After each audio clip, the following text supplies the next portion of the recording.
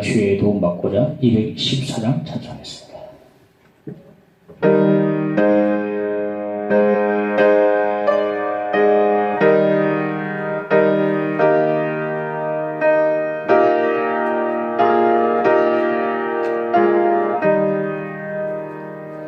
나 주의 도움받고자 주 예수님께 빕니다. 그 구원 허락하시사 날 받아주소서. 내 모습 이대로 주 받아주소서.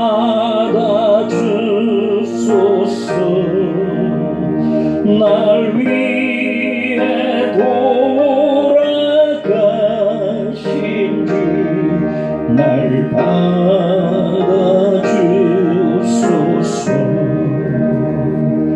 큰 죄에 빠져 영주들 날 위해 피 흘렸으니 주 형상대로 빚으사 날 받아주소서.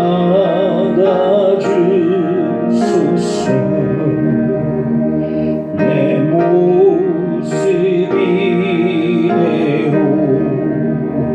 주 받아주소서.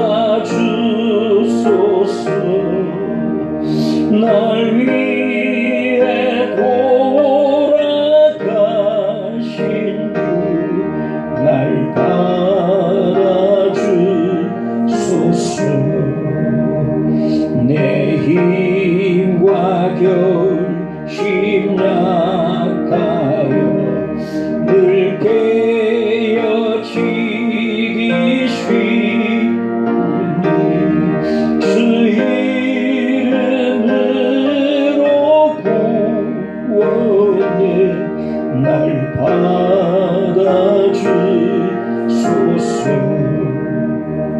내 모습 이대로 주 받아주소서. 날 위해 돌아가신 주 날 받아주소서. 내 주님 서신 발 앞에 나 꿇어 뜨렸으니 그 크신 역사 이루게 날 받아주소서. 내 모습 이대로 주 받아주소서. 날 위해 돌아가신 주 날 받아주소서.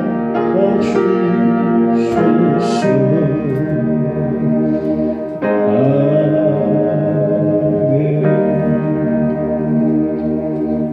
하나님의 말씀 베드로전서 5장 1절로 4절까지 보겠습니다. 너희 중 장로들에게 권하노니 나는 함께 장로된 자요 그리스도의 고난의 증인이요 나타날 영광에 참여할 자니라.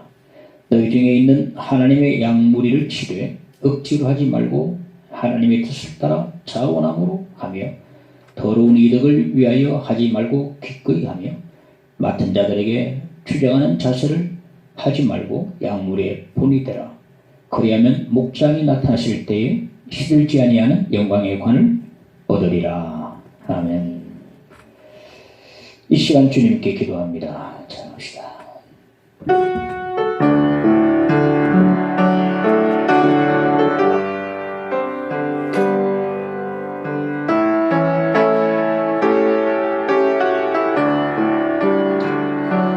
이 시간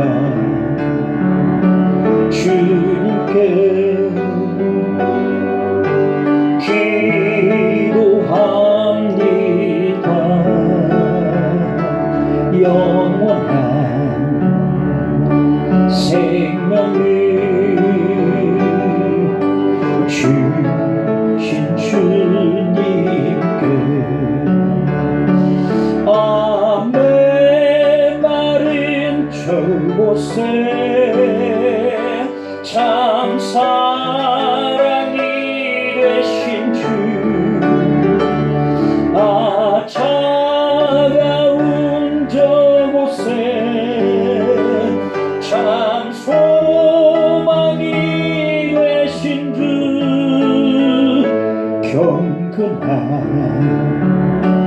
마음으로 기도합니다. 영원한 생명을 주신 주, 아멘. 마른 저곳에 아멘. 마른 저곳에 참 사랑이 되신 주, 차가운 저곳에 참 소망이 되신 주, 경건한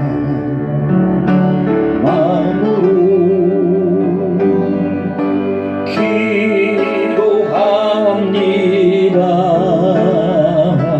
영원한 생명을 주신 주님께 할렐루야.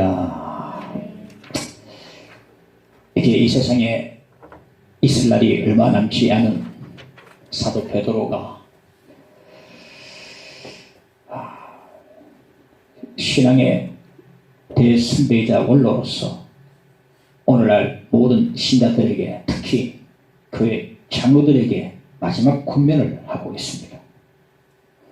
너희 중 장로들에게 권하노니 말씀하는데요, 이 나오는 장로는 교회에서의 장로의 의미보다 더 넓은 의미를 가지고 있습니다. 장로라는 자체의 말뜻은 연장자거든요. 연장자, 엘더, 연장자거든요. 연장자, 나이가 좀 들어있는. 즉 이 장로란 이 말 속에는 연장자, 믿음이 오래된 자, 신앙의 연륜이 깊은 자, 먼저 믿은 자, 신앙의 선배, 그리고 직분자, 중직자, 집사, 권사, 장로, 목사야 다 들어가다고 봅니다. 그래서 오늘 이 말씀은 우리가 흔히 말하는 장로라고 하는 그 직책에 대한 국한돼서 하는 말이 아니고 모든 신자들에 대한 마지막 사도 바울의 권면이라고 말할 수가 있겠습니다. 권면자를 보겠습니다. 1절에 보니까 나는 함께 장로된 자요 말합니다. 베드로가 많이 겸손해진 것 같습니다. 나는 함께 장로된 자요. 이제 신앙 연륜이 얼마나 깊었습니까? 그러니까 이제는 쌓일도록 쌓였으니까 이제는 좀 겸손할 만도 하지 않겠습니까? 그러나 신앙 연륜이 쌓인해가지고 저절로 사람이 변화되는 것은 아니더라고요. 베드로는 과거 누가 크냐 하면서 베드로와 다투었던 자였습니다. 그러던 그가 오순절에 성령의 강림 가운데 성령 충만이 갖고 완전히 변화됐어요. 나는 함께 장로된 자입니다. 무슨 말입니까? 나는 여러분과 꼭 같은 자입니다. 이 말입니다. 꼭 같은 자입니다.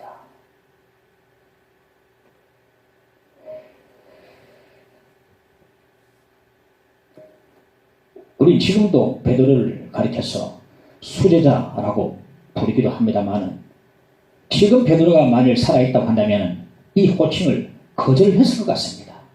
아닙니다. 나를 수제자로 부르지 마십시오. 나와 여러분과 꼭 같은 자입니다. 이렇게 말하지 않았을까 싶습니다. 근데 신앙의 연륜만 쌓인다고 해가지고 변화되는 것은 결코 아닙니다. 어떤 계기가 있어야 되고 계기를 만들어야 합니다. 결심을 해야 합니다. 성경을 많이 읽고 기도 열심히 해야, 성경 충만해야 변화가 오거든요. 성경 많이 읽으면 변화가 오고, 기도 많이 하면 변화가 오게 되어 있습니다. 그런 사람 많이 봅니다. 저는요. 보니까 올해 성경을 사독을 했다 그래요. 평신도인데. 평신도가 사독했으면요 3개월에 뭐 1독을 한 셈인데 엄청 많이 한 겁니다. 저는 한 달에 한 독을 하려고 막 애를 씁니다만 못할 때가 있어요. 하루에 60페이지, 60쪽을 읽어야 한 달에 1독을 할 수 있는데, 올해 들어서 4번 성경을 통독했더니 말씀이 머리에서 가슴으로 환하게 내려온다는 거예요. 변화가 오거든요. 변화가. 신앙의 연륜만 세월이 간다고 해서 저절로 변화가 오는 것은 결코 아니다. 뭔가 결심하고 뭔가 기도하고 말씀 붙들고 실험할 때에 하나님 그 계기가 되어서 영적 계기가 될 때에 변화가 오고, 성경 충만을 통해서 이제는 사도 베드로가 변화된 것처럼 그 교만했던 자가, 다투었던 자가 겸손한 자로 바꿔지게 되는 것입니다. 이런 계기를 만들어야 합니다. 만들어야 해요. 나는 함께 장로된 자요, 나는 여러분과 꼭 같은 자입니다. 그럼 뭐랍니까? 그리스도의 고난의 증인이요 말합니다. 여기 증인은 목격자라는 뜻인데, 베드로가 말하기를 나는 그리스도의 고난을 목격했다, 고난의 목격자라고 말합니다. 자신을 소개하기를. 그런데 그는 그리스도의 고난의 목격자가 아니고 고난의 도피자였습니다. 예수님의 십자가 체형을 당할 때에 그는 목격하지 못했습니다. 왜 그렇습니까? 도망을 가버렸어요. 도망갔으니까 십자가에 체형당하신 모습을 못 봤습니다. 그러니 자신을 그리스도의 목격자라고 자신을 소개하고 있는데, 이 이유는 뭐냐면, 의미가 뭐냐면, 그때 이를 회개하고 그 뒤로 또 예수를 3번 부인한 것을 또 회개하면서 이제는 그리스도의 고난에 동참해서 그리스도의 고난과 함께 걸어간다는 그런 의미로 그리스도의 증인이요 이렇게 말해주고 있고요. 또 한번 이 증인이라는 의미는 뭐 어떤 의미가 있냐면 순교자라는 마르투스, 순교자라는 의미가 있습니다. 그래서 베드로는 뭐냐면 이 그리스도의 고난을 순교자적인 사명으로 전한다는 의미에서 그리스도의 고난의 증인이라고 자신을 소개해주고 있음을 알 수가 있습니다.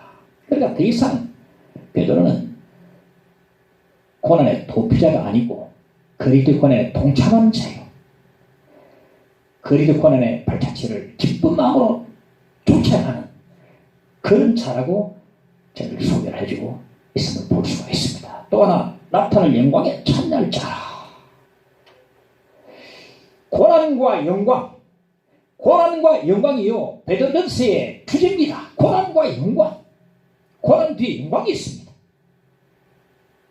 나타날 영광에 참여할 자라고 자신을 소개해주고 있는데, 이 나타날 영광에 참여할 자는요 베드로뿐 아니라 우리 모든 신자들도 공통적으로 희망하는 것이 나타날 영광에 참여하는 것입니다. 할렐루야. 나타날 영광에 참여하는 것. 그런데 누가 나타날 영광에 참여한 자가 되냐면 아무나 아닙니다. 현재의 그리스도의 고난에 동참하는 자가 장래에 나타날 영광에 참여하는 자가 될 수가 있는 것입니다. 현재의 고난과 장래의 영광, 현재의 고난과 나타날 영광, 이거는요 신약 성경의 핵심 사상입니다. 현재 고난, 나타날 영광. 현재 고난 뒤에 영광이 있어요. 영광이 있습니다. 장래에 나타날 영광을 바라보면 현재 어떤 그리스도를 위한 고난도 동참할 수가 있을 것 같아요. 그 영광스러운 그 나타날 영광의 그 영광에 동참하는 것을 바라보게 된다면 지금 이 현재 좀 어렵고 힘든 일이 있어도 견딜 만하다. 왜? 동참하니까. 이 고난 뒤에 영광이 있으니까 현재 고난과 나타날 영광입니다. 그 나타날 영광만 바라보면 현재 그리스도를 위한 고난도 참을 수 있겠어요. 영광을 바라보고 자꾸 큰 고난도 참으시길 바랍니다. 즐거이 참을 수 있어요. 로마서 8장 18절에 보면 생각하건대 현재의 고난은 장차 우리에게 나타날 영광과 비교할 수 없다. 보세요. 현재의 고난과 나타날 영광을 비교하는데 비교할 수 없다고 해요. 여기도 현재 고난과 나타날 영광을 딱 같이 딱 띄워주고 있습니다. 이 나타날 영광에 베드로만 참여하는 게 아닙니다. 현재 그리스도의 고난에 동참하는 모든 자, 동참하는 자는 나타날 영광에 참여할 수가 있습니다. 베드로전서 4장 13절에 보면 오히려 너희가 그리스도의 고난에 참여한 것으로 즐거워하라. 그 이유는 그 영광을 나타내실 때에 너희를 즐거워하고 기뻐하게 하려 합니다. 고난에 참여한데 즐거워하라. 왜? 영광을 나타내실 때에 즐거워하고 기뻐하라. 이 메가톤급 기쁨이 지금 현재 기뻐하지만 두 배의 즐거워 기뻐하는 그 놀라운 역사가 주님 나타날 때에 영광 가운데 참여하게 된다는 것입니다. 있다는 것입니다.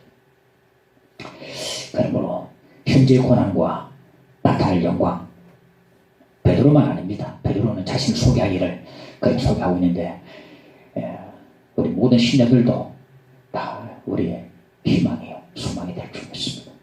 둘째, 3대 봉사 지침 보면 함께 상우된 자요 그리스도의 고난의 증인이요 나타날 영광에 참여할 자라고 자신을 소개한 사도 베드로는 모든 신자들 특히 교회 안에 직분자, 오래 믿은 자, 중직자들에게 마지막 권면을 해주고 있는데요.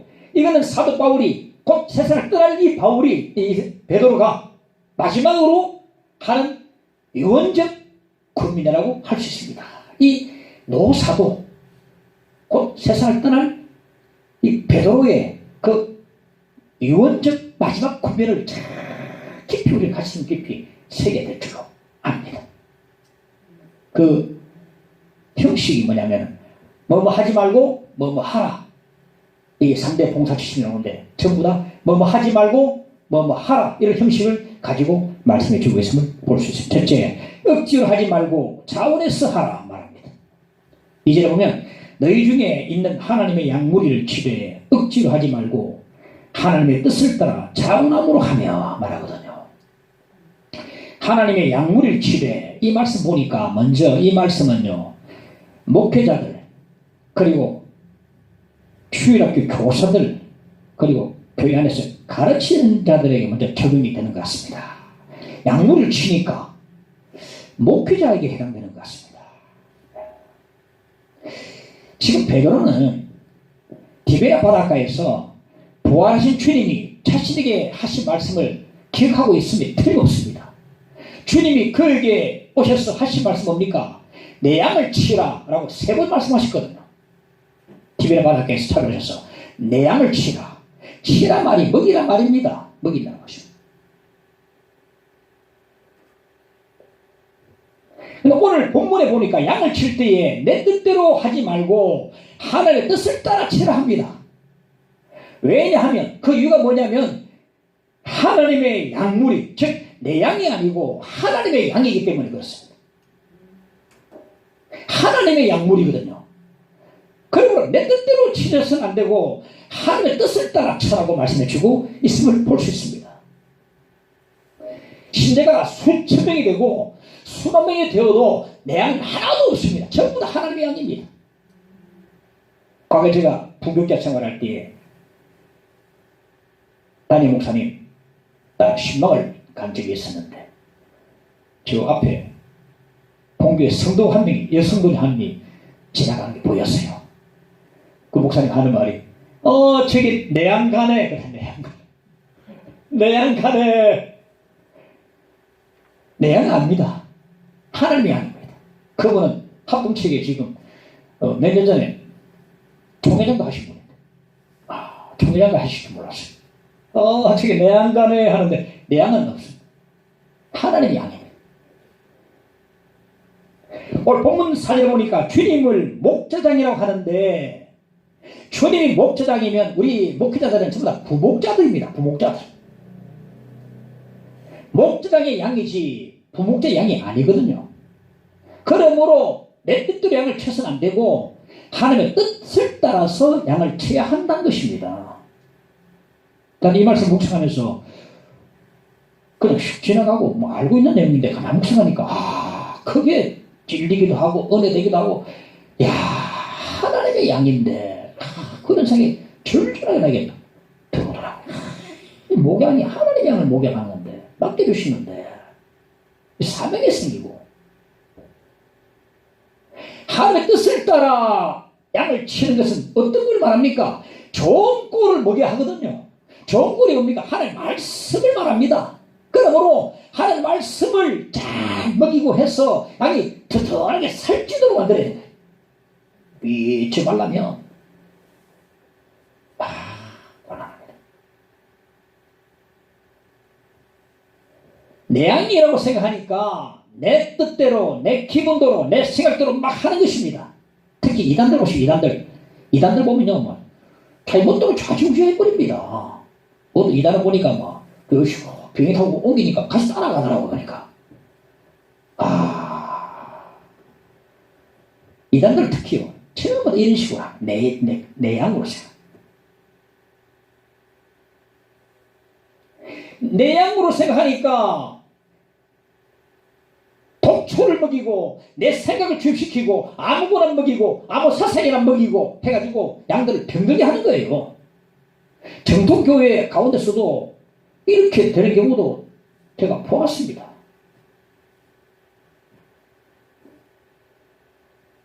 내 생각만 먹여버려요. 설교 시간 내 생각을 먹여버려요. 내 정치 사상, 진보적인 사상, 보수적인 사상 막 먹여버려요. 말씀도 아니면서 막 먹여버립니다. 강단을 빌렸어. 말씀을 빙자해서 막 먹어버립니다. 다 설사해버리고요. 믿음은 전혀 자라지 않습니다. 믿지 말라, 영적으로 믿지 말라 버립니다. 내 양이니까 내 마음대로 한다. 그것이 주전에 모셨던 그 목사님도 저기 내 양간에 안 했습니까? 그러니까 다 생각한다니까요. 그러니까 내 생각을 막 먹여버린 거예요. 내 뜻을 막 먹여버린 거예요. 여러분도 그러십시오. 제가 만약에 목회하면서 내 생각도 하면 안 따라도 됩니다. 하나님 말씀이면 따라주시면 돼요. 감사합니다. 따라주셔야 되고 내 생각도 하면요 안 따라주됩니다. 지금 하나님 말씀에 의지해서 하는가 그걸 봐야 되거든요. 하나님이 자기 양들을 맡기시기 때문에 억지로 해서는 안 되고 자원하는 마음으로 양을 쳐야 하는 것입니다. 첫째는요 목회자나 교회 안에 가르치는 자들에게 먼저 적용을 하고 있습니다. 그리고 억지로 하지 말고 자원함으로 하라 이 말씀은요 모든 신자들에게 다 적용할 수 있다고 봅니다. 억지로 반대가 뭡니까? 자원함으로 하는 거거든요. 그래서 하지 말고 하라고 오늘 이렇게 형식을 가지고 이렇게 반응법으로 해주고 있는데요. 억지로 하는 것 반대는 자원함으로 하는 것입니다. 우리 예배 드리고 있지만은 예배도 억지로 들으셔야 안 됩니다. 자원하는 심리로 드려야 합니다. 구약 성경에 보면 낙헌제라고 있는데 이 낙헌제가 뭐냐면은 즐거운 마음으로 자원해서 하나님께 제사 드리는 것을 낙헌제라 그러는데 낙헌제 다른 말은 자원제입니다. 자원해서 드리는 예물을 낙헌 예물이라 그러는데요. 하나님께서 성경 보니까 하나님께서는요 이 낙헌 예물만 한교롭게 받으신다고 그랬어요.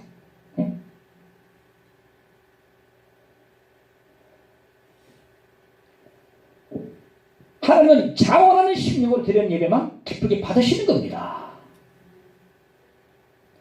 시편 54편 6절에 보니까 내가 낙헌제로 주께 감사하리이다. 우리 이렇게 질문할 수 있습니다. 그래도 예배 안 드리는 것보다 억지로라도 드리는 것이 안 낫는가? 더 낫습니다. 왜? 한 사람이라도 더 채워지면 보기도 좋고 설교하는 사람 중에서는 힘이 더 나거든요. 펑 뚫리는 것보다는 몇 건 오면 더 보기 좋고 힘이 더 납니다. 그런데 억지로 드리는 일은 하나님 안 받으십니다.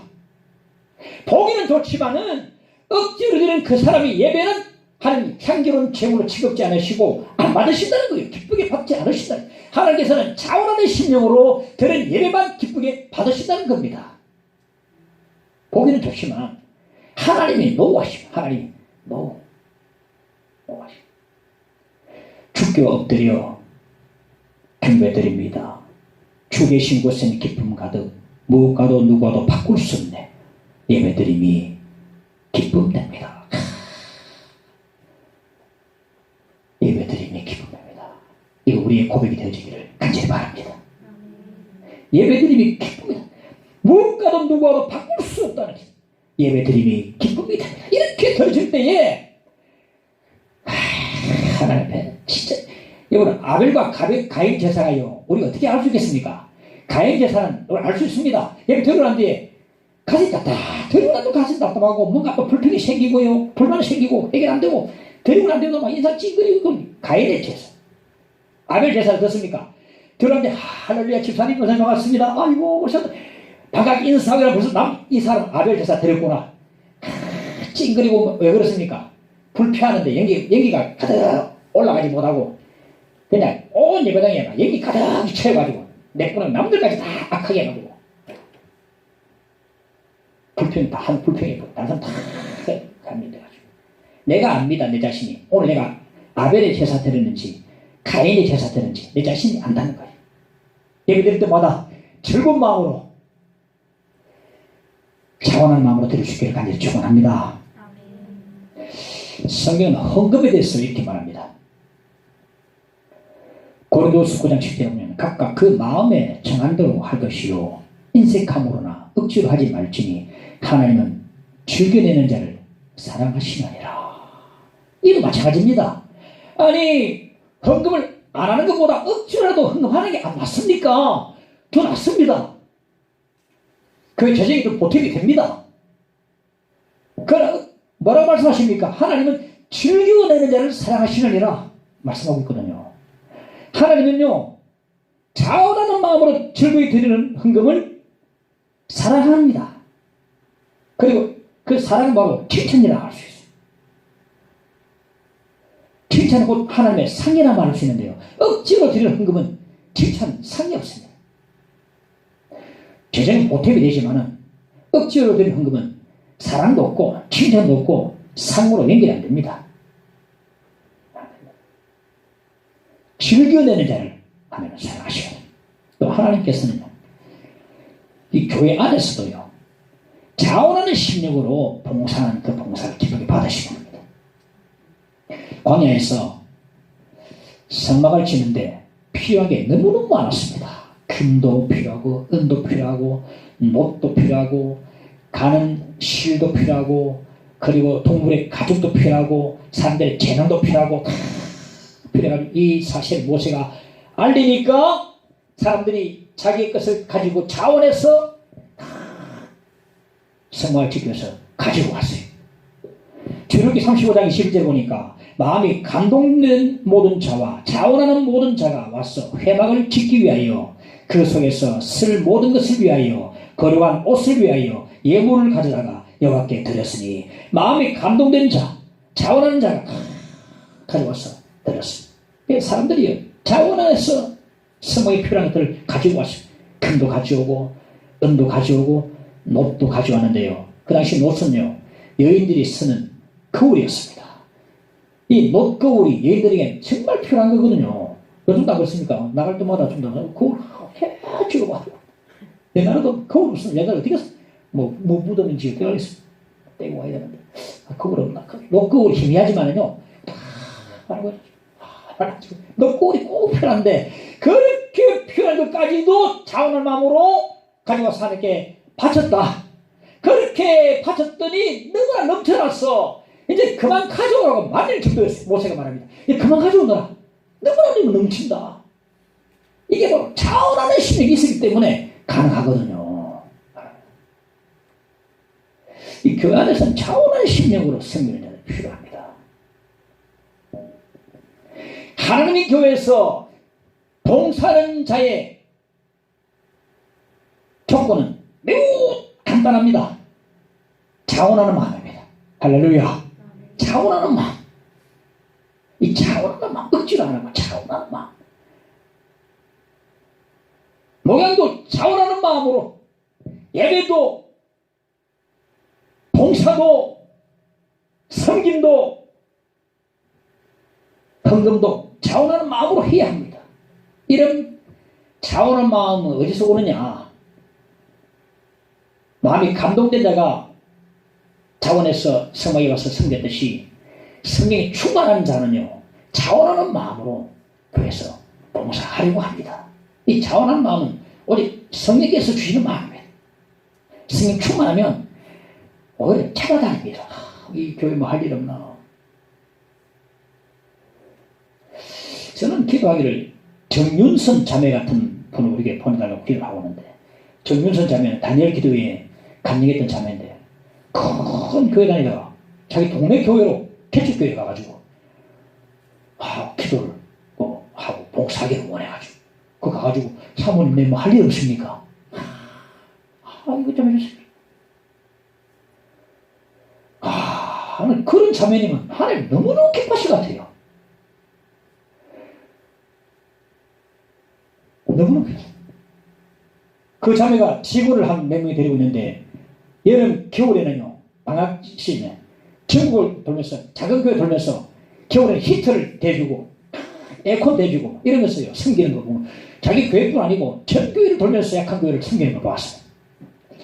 자원하는 마음으로 하니까 얼마나 참 기쁜지 보는 사람 기쁘고요.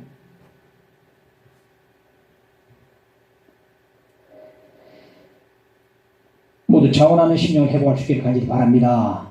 시편 51편 12절에 보면 주의 구원의 즐거움을 내게 회복시켜 주시고 자원하는 심령을 주사 나를 붙드소서. 둘째, 더러운 일을 위해 하지 말고 기꺼이 하라 말합니다. 더러운 이득을 위해 하지 말고 기꺼이 하라. 이절에 보니까 더러운 이득을 위하여 하지 말고 기꺼이 하라. 기꺼이 하며 말하거든요.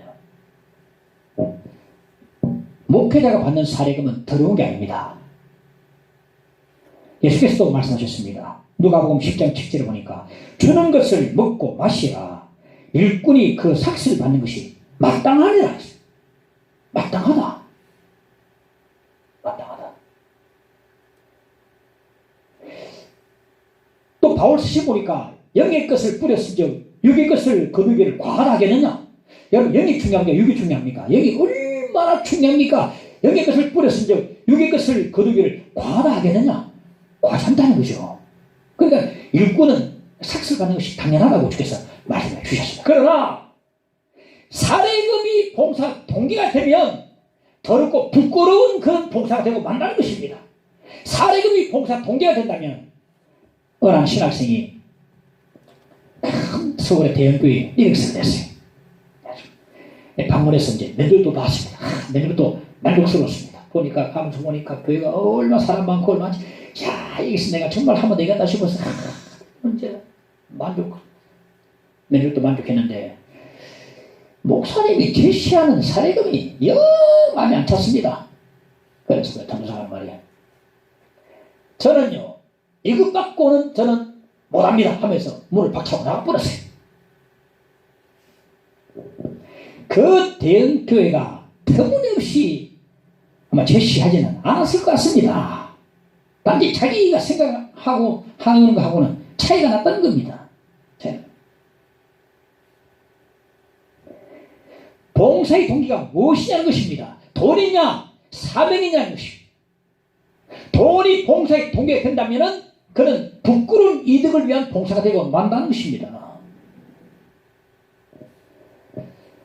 제가 처음으로 단독 목회할 때에 그때 매주 토요일 저녁마다 여집사님들이 오셔서 교회당을 쓰고 닦고 하게 만들었어요. 그 줄 내려드리면 기분이 막 빛이 내려오니까 빛나니까 하는 참 그렇게 참 그분들 덕분으로 교회당이 안에 반짝반짝 빛이 났어요. 우리가 보기도 기쁜데 하나님 보시기 얼마나 기쁘겠는가. 정말 아름다운 봉사가 아닐 수 없었는데, 그런데 그 중에 타 교회에서 오신 한 분이 일하다가 말하기를, 이 교회는 일을 해도 짜장면 한 그릇 안 시켜주나 그래. 그거 불평하다는 거예요. 대가를 바라고 봉사하는 순간에 그것은 더러운 봉사되고 말합니다.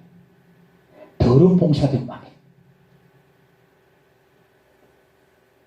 우리 신자들은요, 째째하게 현세의 보상을 바라보고 일하는 자들이 아닙니다. 오늘 사절에 보니까 시들지 아니하는 영광의 관이라 말씀하는데, 우리 신자들은 종말적 보상, 즉 영광의 밀로를 바라보고 일을 하는 자들입니다. 당신의 그 섬김이 천국에서 해같이 빛나리 이 찬양이 있다시피 하늘의 빛나는 보상을 에서처럼 한 것을 팥죽으로 바꿔서는 안 되겠습니다. 시큰 짜장면 한 그릇으로 바꿔줄 수는 안 됩니다. 그 하늘의 빛나는 보상을 짜장면 한 그릇으로 바꿔야 되겠습니까? 대가를 바라는 순간에 더러운 봉사가 되고 만나는 사실입니다. 우리 신자들은 고작 현세의 보상을 바라보고 일하는 자들이 아닙니다. 장래 영광의 밀로아를 바라보고 일하는 자들이 바로 우리 신자임을 믿으시기 바랍니다. 현세의 그 고작 그 작은 그 바라보고 우리 할 사람들입니다. 더러운 이득을 위해 봉사한다는 것의 반대는 기꺼이 봉사하는 것입니다. 더러운 이득을 위해서 봉사하지 말고 기꺼이 하라니까. 반대 개념으로 세워놨는데 기꺼이 하라. 기꺼이 하라는 즐거이 하라 이 말이거든요. 느헤미야 선지자가 포로에서 귀환해서 귀국해서 무너진 예루살렘 성벽을 이제 중건을 시작했는데, 많은 사람들이 무너진 하나님의 성전과 성벽을 보고 가슴이 아팠어. 기꺼이 다 느헤미야의 동참을 다 했어. 거기 한 사람도 불평하는 사람 없고 대가를 받는 사람 한 사람도 없었어요. 전부 즐거이 다 참여했는데, 그 결과 그 엄청난 그 일이, 그 사역이 불과 52일 만에 완성될 수 있었어요. 그러니까 우리가 기꺼이 교회, 하나님 교회에 즐거운 마음으로 참여하게 되면 하나님 교회가 든든하게 놀랍게 세워진 역사가 있게 되는 것입니다. 지금 은퇴하신 이동원 목사님, 저는 그분을 우리나라에서 최고 강의 설교 잘하는, 저는 제 자신이 봤습니다. 최고 잘하는 분으로 저는 소문난 분입니다. 설교 제일 잘하신 분, 이동원 목사님이 미국 워싱턴에서 목회하실 때에 하다가 이제 한국으로 오시는데, 할 때에 한국의 아이들을 입양한 미국의 워싱턴 거주하는 미국의 미국인들을 초청했어. 너무 감사해가지고 초청해서 대접을 극진히 해드린 적이 있었습니다. 그런데 그 미국인 중에 한 분이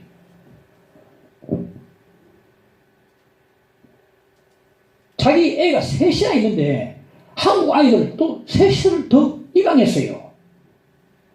놀라운 게 뭐냐면은 그 3명 전부 다 결함이 있는 아이들이에요. 결함이 있는 아이들.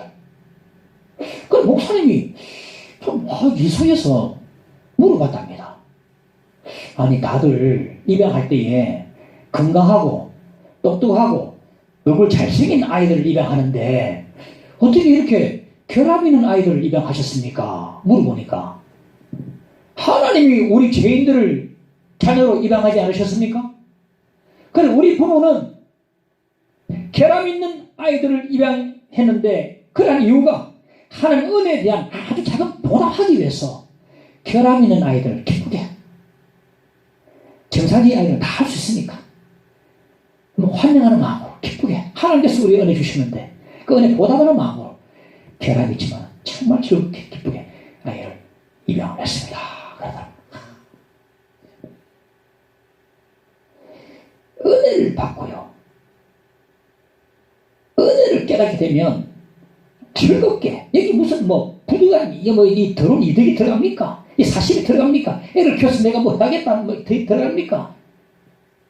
즐거운 마음으로 기꺼이 더 결함있는 아이들을 보듬어 주고 사랑해 주고 하는 것은 은혜를 받았기 때문에, 은혜를 깨달았기 때문에, 하나님의 은혜를 알기 때문에 기꺼이 섬기는 것이거든요.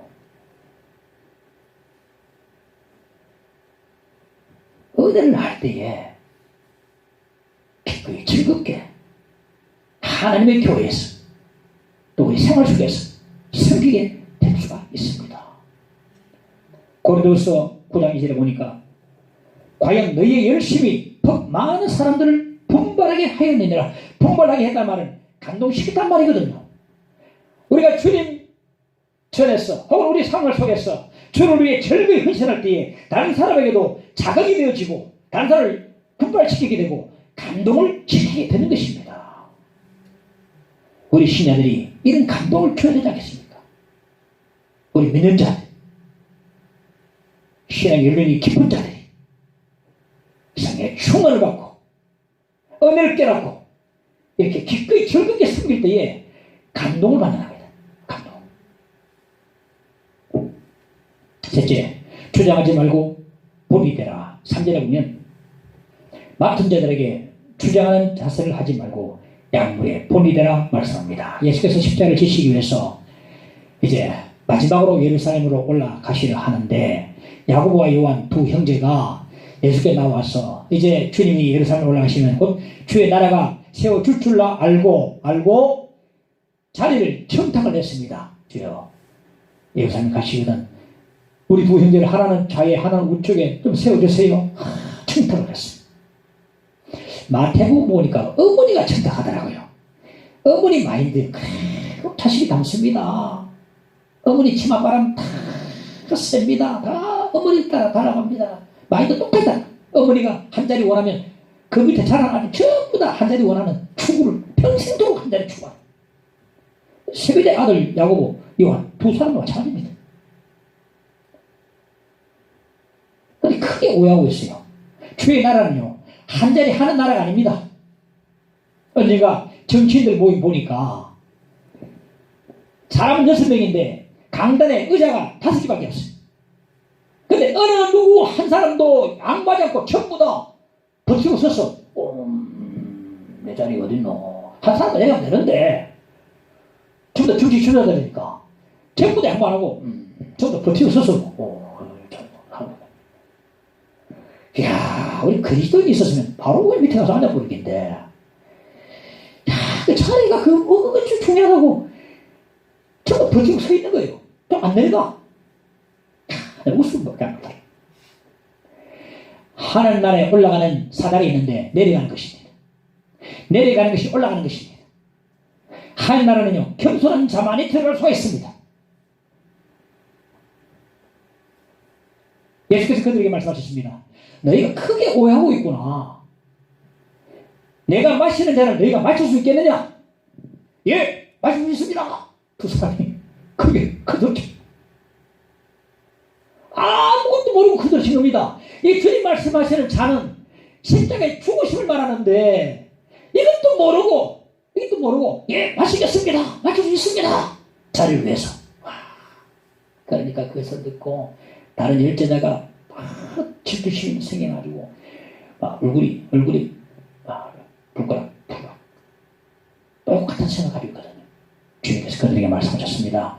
마가복음 10장 42절 45절 보니까 예수께서 불러다가 이르시되 이방인의 집권자들은 이 세상의 권력자들 말합니다. 그들을 임의로 주관하고 그 고관들이 그들에게 권세를 부린 줄을 내가 알거니와 너희 중에는 그렇지 않을지니 보세요. 너희 중에는 그렇지 않을지니 너희 중에 누구든지 크고자 하는 자는 너희를 섬기는 자가 되고 너희 중에 누구든지 으뜸이 되고자 하는 자는 모든 사람의 종이 되어야 하리라. 인자가 온 것은 섬김을 받으려 함이 아니라 도리어 섬기려 하고 자기 목숨을 많은 사람의 대속물로 주려 합니다. 그 안에서 누가 큰 자면요 섬기는 자가 가장 큰 자입니다. 어느 교회는 정치인들이 바글바글 하더라고요. 그 교회. 제가 존경하는 한 목사님, 우리 교회는 정치인 아무도 없다. 그게 너무 감사하더라. 처음부터 뭐 내가 나도 와 오자마자 바로 한자리 보고 그 안에는요 섬기는 자가 가장 큰 자입니다. 할렐루야. 섬기는 자가 대접받아야 됩니다. 그러니까 우리 기독교는요, 영의 세계는, 교회는 세상과 전혀 반대 역선입니다. 세상에서는 직분자들의 권력을 행사하고 그래 하지만은 우리는 교회에서는요 섬기는 자가 가장 큰 자라고 주님 말씀해 주고 있고, 주님께서 섬기는 가운데 섬기러 오셨다 그러는데,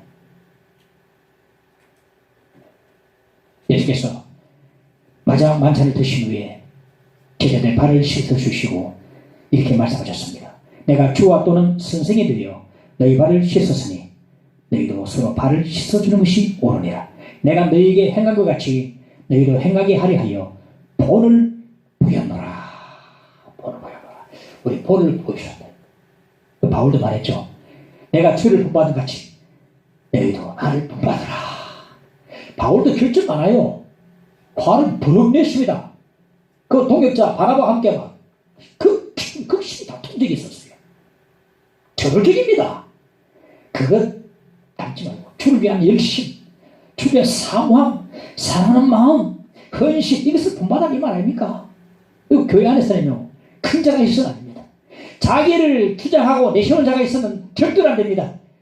이 교회 안에서는 가장 큰 자가 누구냐? 섬기는 자가 가장 큰 자요.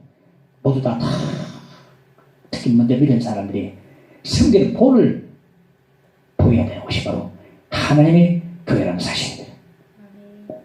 저는 목사의 딸이라는 책을 읽고 크게 충격받았습니다. 목사의 딸이라. 이 책을 쓴 사람은요 박혜란이라는 여자 목사님인데, 이 박혜란 목사님의 그 아버지는요 20세기에 한국교회 거목이고 모두가 추앙하는 신학 박사요, 신학교 학자 교장이요, 목사입니다. 나 충격받았습니다.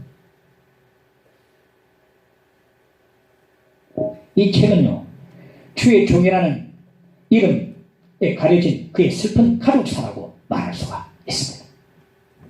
그의 아버지가 전처한테는 삼남 삼녀를 두고 후처한테는 삼남을 두었는데, 전처 자식 6남매 가운데 저자 박예란 목사, 박예란 딸 외에는 전부 다 하나님을 떠나가지고 고아처럼 방탕하고 방어하고 그렇게 떠돌이 생활하더라고. 놀랐습니다. 나는 뭐 이를 몰랐거든요. 그의 아버지는 철저히 유교적 보수주의자, 유교적 보수주의자인데 유교적 보수주의자. 유교 알죠? 이거 윤리 잡혀가지고 너 내 것이야. 다시 그러면 내 것이야 생각하자. 유교 다 성경에 파묻혀 사는데 사랑이 없고, 성경에 파묻혀 사는데 성질이 없고, 자식에게는 무조건 정죄하는 너무 무섭고 엄한 아버지였어요. 아버지가 너무 엄하고 무서우면요 하나님의 사랑의 하나님으로 아니고 그냥 무서운 하나님으로 느껴지기 때문에 하나님께 가까이 나오지 못하고 전부 다 하나님 떠나가 버립니다. 전부 다 떠나갔어요. 박예란 이 딸도요 속으로는 이미 마음도 떠나 있었지만, 몸은 교회에 있었지만 마음은 이미 같이 떠나가 있었습니다. 그런데 눈물겨웠던 게 뭐냐면은 전처자식이 6만남매 가운데서 몇몇은요 암으로 이렇게 죽게 되는데, 마지막 맞이게 되는데, 마지막 순간에 그래도 눈물 흘리면서 돌아오더라고요. 살펴로 세게하고 목 놓아 우는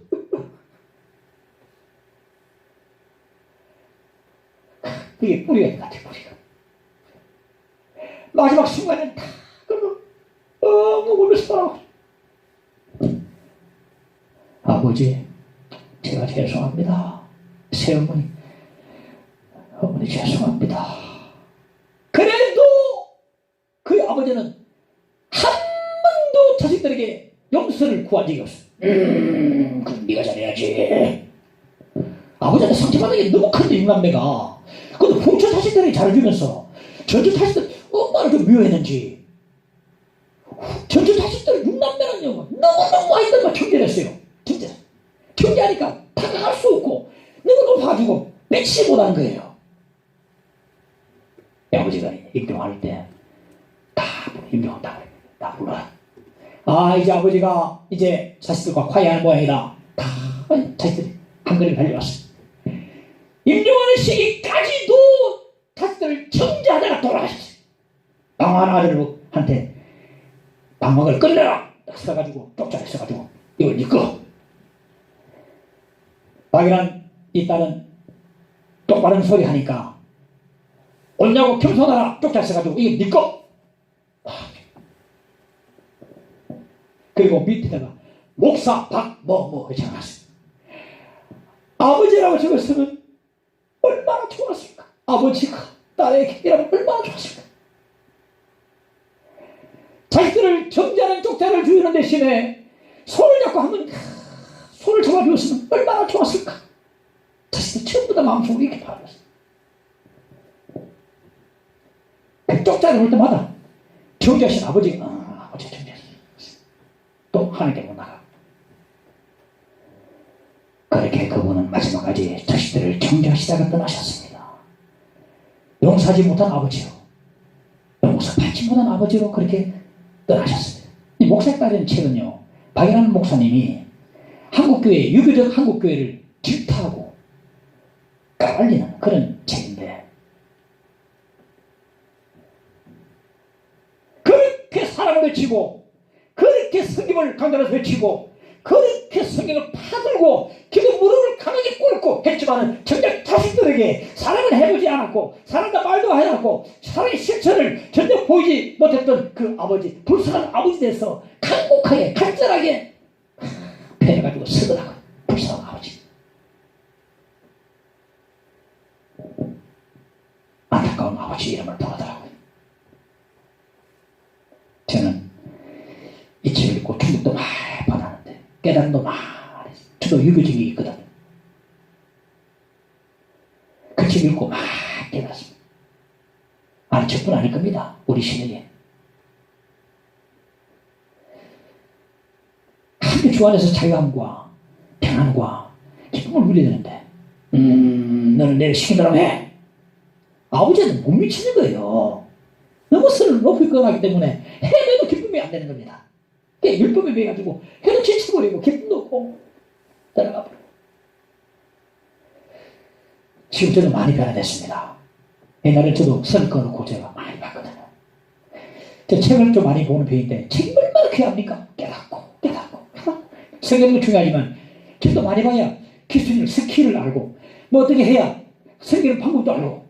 자꾸 모르는 게 모르고 안 하기도 안 낫습니까? 알면 안 해도 이렇게 한다는 걸 아니까 내가 하게 되거든요. 근데 한 가지 걱정이, 이 책이 한국 교회에 알려지게 되면 큰 파장을 불러일으키겠다. 왜? 그 목사님은 어느 신학교는 그 목사님 신학 모습을 긋고 있어요. 지금 이 목사님처럼 우리는 가야겠다. 너무나 추호하는 한국교회의 거목입니다. 충격과 깨달음과 또 걱정이 많이 또 있었습니다. 본을 보지 못한 거예요. 옛날에 우리나라에 고려장이라는 게 있었습니다. 고려장이 뭡니까? 늙으신 부모님을 지게 심어지고 산에 가서 산속에 가서 깊은 데 버려놓고 굶어 죽도록 만드는, 이제 근데 뭐 먹을 게 없으니까 못 사니까 이제 막 늙으니까 그냥 버려놓는 거예요. 어느 사람이 늙으신 아버지를 지게 지고 나가는데 어린 아들이 쫄쫄쫄 따라옵니다. 야야 너는 집에 있거라 하니까 아들이 하는 말이, 아버지가 할아버지를 버리는 어떻게 버린지를 내가 봐놔야 나도 아버지를 잘 버릴 게 아닙니까? 할아버지 버리는 걸 내가 잘 봐놔야 내가 아버지를 버릴 때 잘 버리지 않겠습니까? 주장한다 반대말은 본을 보인다. 오늘 주장하지 말고 본을 보여야 하거든요. 주장하지 말고 본을 보이라. 주장한다는 반대만은 본을 보인다는 말입니다. 교회 안에서 먼저 믿은 사람들, 직분자, 진급자, 집사, 권사, 장로, 목사, 본을 먼저 보여야 합니다. 예배의 본을 보이고, 기도의 본을 보이고, 봉사의 본을 보이고, 그리고 성김의 사랑의 본을 보일 때 보고 따라하는 것이거든요. 나쁜 본을 보이지 마세요. 나쁜 본을 다 따라합니다. 아, 저래 하는구나. 믿음의 본을 저와 함께 보여주길 바랍니다. 깨달음 있기를 바랍니다. 믿음의 본을 보여줍시다. 내 혼자가 아닙니다. 담배 저 혼자 피우는데 우리가 담배 왜 사회적 문제 때문에 우리가 질타하는 거거든요. 마약 너 혼자 좋아서 하는데 왜 사회적 문제 때문에 그럽니다. 술을 왜 질타하느냐? 술 취하면 사회적 문제가 되기 때문에 왜 동생을 왜 질타하느냐? 전부 사회적인 대가 얼마나 지불합니까? 내 혼자 뭐요? 아닙니다. 내가 하는 거 다 보고 있습니다. 다 따라하게 돼서 파장의 일입니다. 믿음의 본을 잘 보여야 합니다. 나쁜 본을 보여서는 안 됩니다. 정말 예외 본, 기도 본, 사랑과 성김의 본, 세신적인 손을 꼭 잡고 말이죠. 잘했다 그러고 말이죠. 이게 따뜻함이 전해진 게 아니겠습니까? 너는 누구 나는 나다 이 코로나 시대에 그게 아니고 정말 뭔가 전해지는 따뜻함이 있어야 되지 않겠습니까? 이 본을 보여야 되거든요.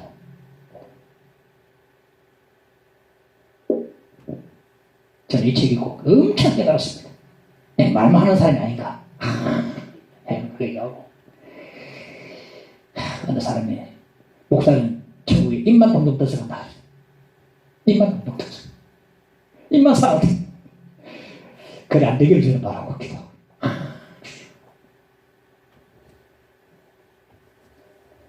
사절에 그리하면 목자장이 나타나실 때에 시들지 아니하는 영광의 관을 얻으리라. 할렐루야.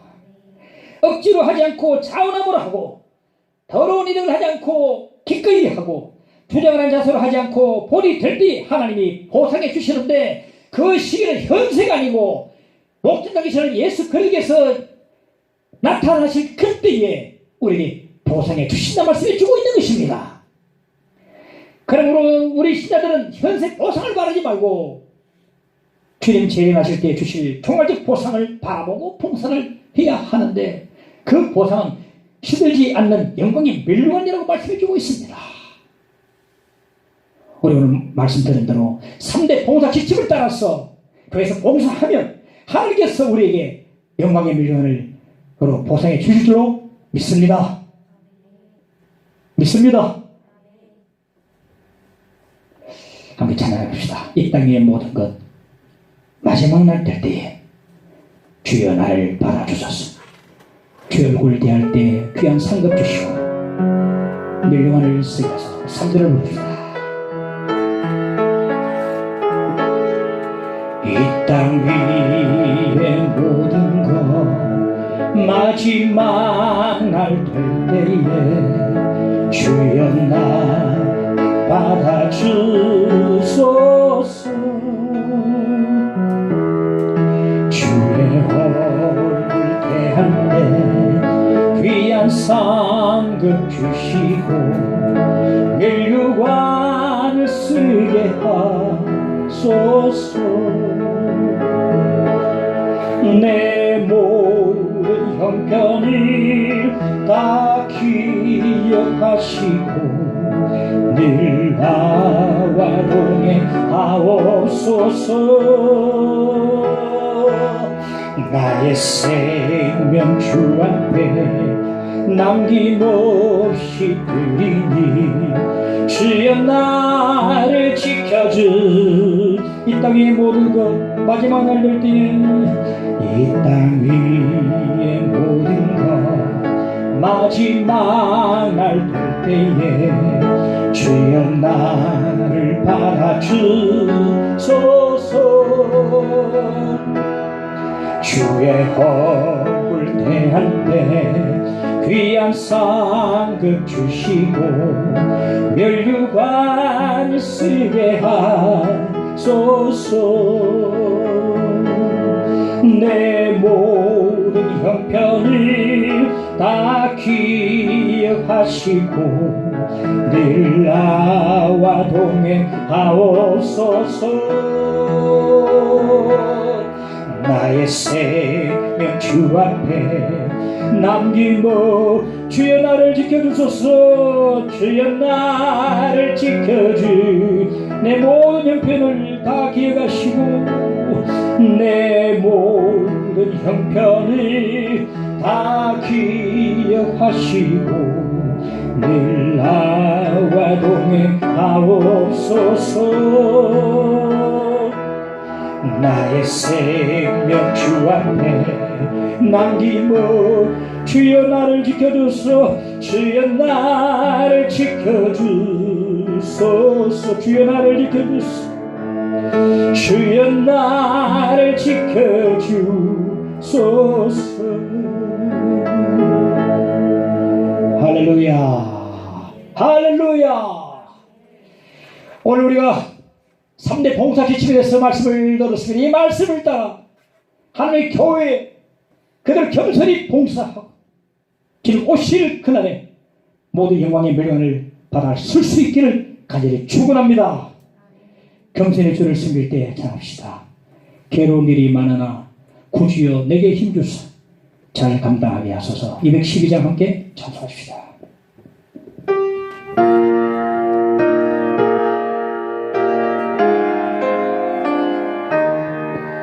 겸손히 주를 섬길 때 괴로운 일이 많으나 구주여 내게 힘주사 잘 감당하게 하소서.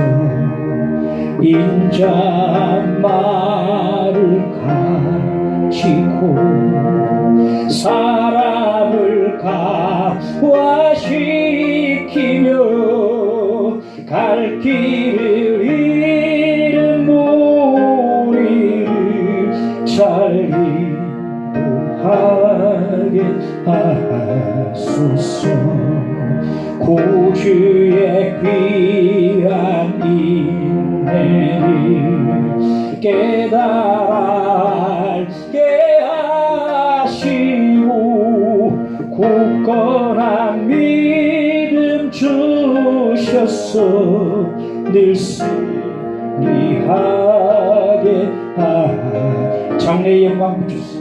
장래의 영광 비추사 소망이 되게 하시며 구주와 함께 살면서 참 평강 얻게 하소서. 말씀 기하고 주여 기도하십시다. 주여 아버지 은혜를 내려 주시기를 가지고 오늘 노사도 베드로 이렇게 하나님 마지막 유언적 군면을 우리 가운데 하고 있습니다. 주여 억지하지 말고 차원에서 하라. 부득이한 일을 더러운 일을 이득을 취하지 말고 기꺼이 하라. 주장하지 말고 본인이라고 말씀하신 이 놀라운 이 봉사의 자세를 듣고 하나님 주님의 교회에서 그대로 지친 나라 실천하고 나가도록 도와주시기를 간절히 빌고 은혜를 많이 주시고 성령 주만 주셔서 하나님이여 저절로 차원에서 하도록 도와주시고 지루하지 않도록 주여 도와주시기를 간절히 빌고 한번 준비된 자들이 보내되게 하시고 주님의 교회에서 참으로 많은 사람을 보내게 기초 사랑을 얻으러 성경을 거쳐 하나님의 큰 자 승리자가 큰 자리에 싸우니 다 주 앞에 큰 자리도록 인도하시기를 간절히 원합니다. 주여 도와주시옵소서. 불쌍히 주시옵소서. 은혜를 주시기를 간절히 원합니다. 예수님으로 믿사옵고 기도하고